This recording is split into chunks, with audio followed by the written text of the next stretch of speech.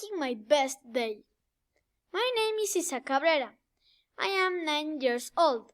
I am thin and smart. I am the tallest of my brothers. I am going to talk about my favorite day. My favorite day is Christmas Day because I can share with all my family. I receive many gifts from my parents and grandparents.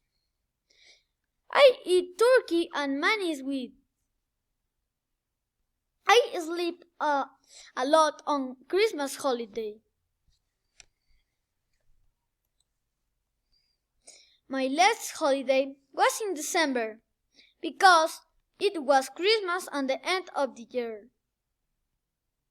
I enjoyed with my grandparents and uncles. I burned a puppet at the end of the year. Thank you so much for your attention. Goodbye.